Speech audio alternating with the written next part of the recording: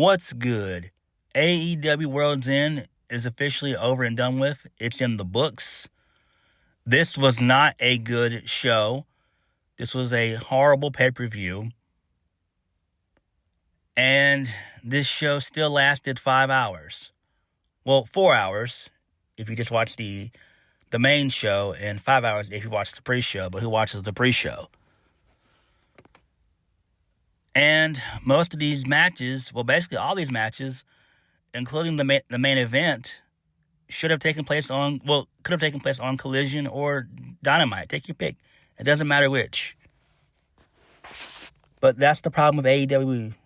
That's the problem. There's nothing going on, right?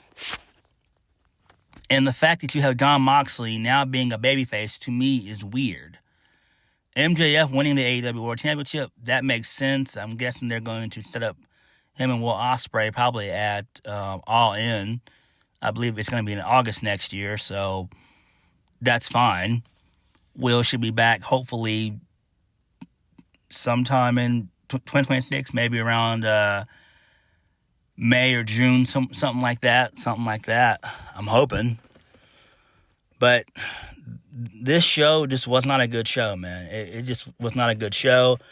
Most of these matches I really didn't care for. Most of these matches, I'll be honest with you guys, I didn't even watch. I didn't even watch most of these matches. It's just, I'm not invested in anything that AEW is doing at the moment. Not only that, with this lame-ass Continental Classic, we now have not one, not two, not three, but we have 4 mid-card titles. 4 mid-card championships, which is absolutely stupid. It's dumb to even be in that situation. That is so stupid. You only need 1 mid-card title. I don't know. I really don't know. But we're going to go ahead and get into AEW World's End from December the 27th, 2025. The show was sold out, so they were able to pack the venue, which the venue had the capacity of 9,412, and they were able to get all those people in, so that's really good there. So that's good. And they've done the Now Arena before anyway, but this was good though. So kudos to Tony Khan for able to get that out. All right, let's go ahead and get into the show. We kicked the show off with the first match of the night. Kazuchika Okada defeats Takeshita to advance in the Continental Classic semifinals. This match was okay. Okada cheated to win. He ended up using the screwdriver that was placed in one of the turnbuckles. He ended up stabbing Takeshita in the face with it and pinned him 1, 2, 3, and that was the finish. It was flat. It was kind of boring, but it is what it is. I guess it's kind of creative. So, there's that. Then he followed it up with a Rainmaker for the 1, 2, 3. So that's how Okada won. That's how he advanced. Okay, that's fine. But I was thinking, like most people, that they were going to have Okada and Takeshita be in the finals. But that shit didn't happen, so it is what it is, whatever. Moving on. The second Continental Classic match of the night. Semifinal. Jon Moxley defeats Kyle Fletcher. This match went on forever. I wanted to bang my head against the fucking wall until I lost consciousness. This match lasted way too long. I believe this match went for about a good 30-plus minutes. This makes no sense. They just went on and on and on and on and on. I hate this. I hate matches like this. And for whatever reason, Jon Moxley in this match got cheered. Now, wasn't Jon Moxley a dastardly heel basically all of last year and for most of 2025? Wasn't he a dastardly heel? But because they booked heel versus heel, the crowd has to cheer for somebody. So, of course, they're going to cheer for Moxley. Kyle Fletcher is a nobody, even though he's good in ring. But nobody knows who the fuck he is. So they went out and had a long-ass match. There were some crazy spots in this match. Kyle Fletcher ended up hitting the brainbuster several times in this match. One time on the apron, one time on the turnbuckle. Moxley kicked out of both of them. Fletcher ended up hitting another brainbuster towards the end of the match. Moxley kicked out again. Moxley ended up hitting the paradigm shift several times in the match. Fletcher kept on kicking out of that. And then he succumbed to the sleeper that Moxley put in. And that was it. So, whatever. It is what it is. Who cares about this? This makes no sense. Moxley being a babyface to me is dumb. But it's AEW. What the fuck are you going to do? Nothing. So, it is what it is. Moving on from that, this leads us into FTR. They defeated the Bang Bang Gang, Juice Robinson and Austin Gunn, in a Chicago street fight to retain the AEW World Tag Team Championships. Who cares about this shit? I didn't really watch this at all, and I'm not a fan of Juice Robinson, so I'm not going to watch this. I do like Austin Gunn and his brother Colton, but I'm not a fan of Juice Robinson, so no, fuck this. FTR ended up winning via the Shatter Machine. No, they actually hit a stuffed power driver on one of the belts to retain, so that's fine there. Whatever, who cares about this shit? I don't. I really don't. Then this leads us into the Babes of Wrath, which was Harley Cameron and Willow Nightingale. They defeated Mercedes Moné and Athena to retain the AEW Women's Tag Team Championships. Willow Nightingale gets the win via roll-up on Mercedes. So, it is what it is. Who cares about this? It's not really that important. I could care less. I really could care less about this shit. It just does not mean anything to me. Whatever. So, then this leads us into Darby Allin versus Gabe Kidd. Another match that I didn't care about. This match should have actually taken place on Collision or Dynamite. I don't care which. Darby got busted up in the match. Same with Gabe Kidd. Darby ends up winning via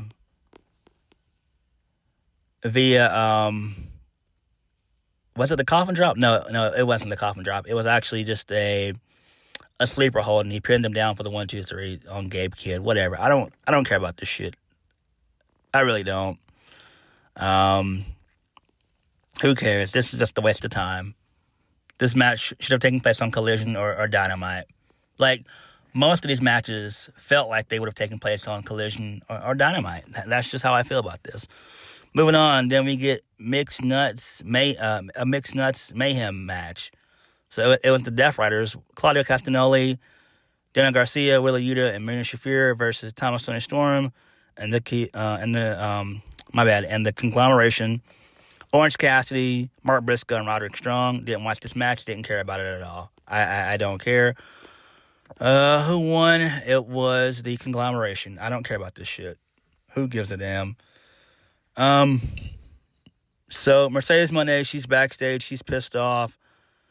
And then she proceeds to challenge Willow Nightingale to a match at New Year's Smash. She said that she'll beat her fucking ass. Whatever. I don't care about this shit at all. Who cares? Moving on, this leads us into Chris Statlander defeating Jamie Hayter to retain the AEW Women's World Championship. This is fine, I guess, but what do you do with Jamie Hayter going forward?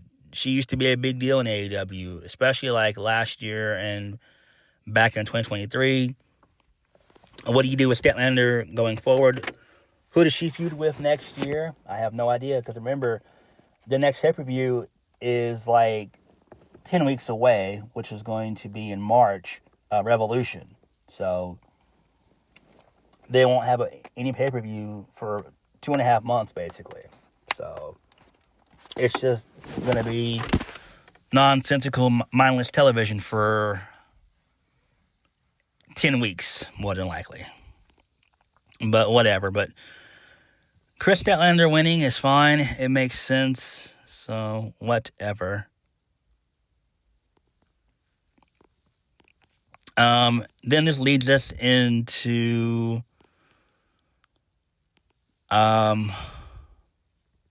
Jon Moxley. He had a backstage promo. He just said some words. He said that he's heard all about the great Rainmaker. But he says Okada is going to have to kill him or whatever. So I don't care. And then before that, Don Callis was backstage putting over Okada and everything else, and how he's going to get a bit of vengeance for what Mox did to him 3 years ago. And then Okada states that Jon Moxley has never beaten him, and he never will. So, whatever. Then Jon Moxley proceeds to beat Kazuchika Okada. He wins the Continental Classic Finals. So he is now the new champion. And again, this is so damn stupid. So Jon Moxley is the new AEW Continental champion, but Okada is still the Continental Classic champion or whatever of some sorts. Who cares? They've got 4 mid-card title belts running around. It's so fucking stupid. So you got the national title that Ricochet has. You've got the TNT championship. You've got both Continental Classic championships. And yeah, so you got 4 mid-card titles. It's dumb. It's absolutely stupid.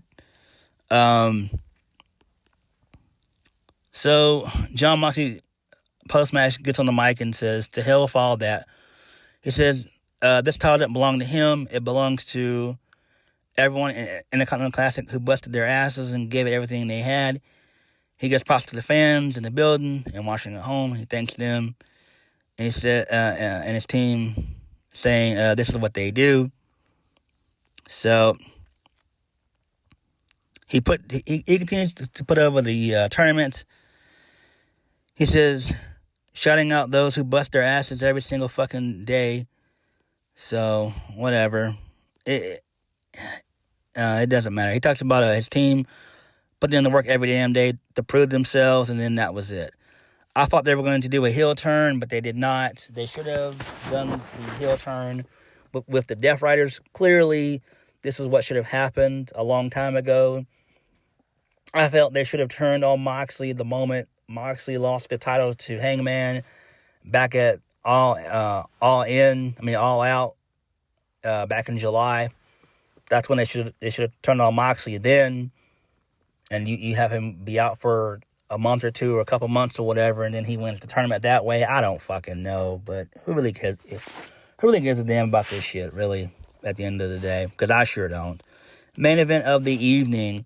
Fatal 4-way for the AEW World Championship. MJF is now the new AEW champion. He defeats Hangman Adam Page, Swerve Strickland, and Samoa Joe. Match was so-so, for being honest. You know, I'm not too big into Fatal 4-ways. It is what it is.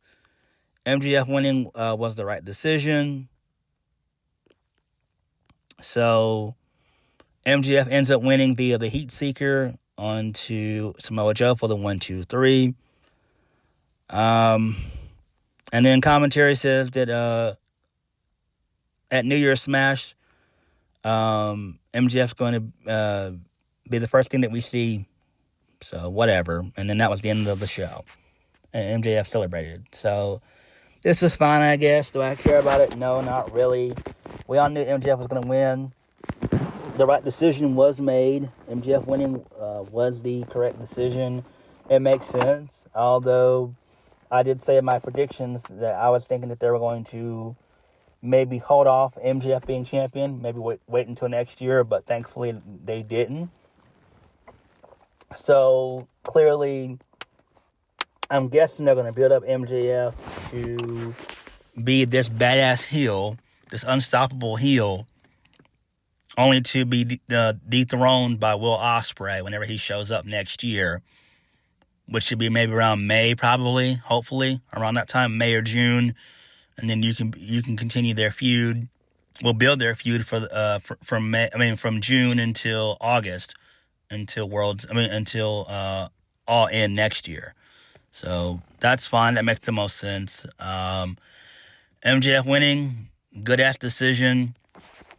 But this show overall was just not worth it. It was just a waste of time. It really truly was. I wasn't invested in most of the matches. Didn't really care about most of the matches. I'm still wondering why they didn't have the Death Riders turn on Jon Moxley right then and there when he was cutting the promo. Like, it's so dumb, but clearly we know they're going to have Moxley being exiled from the Death Riders, which needs to happen. I don't know who would cut promos for the group.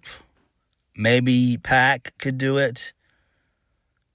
So, I don't know, but we have to wait and see how things play out. But all in all, man, this show was just a waste of time, if we're being honest. But what did you guys think? Like, comment, subscribe. Peace.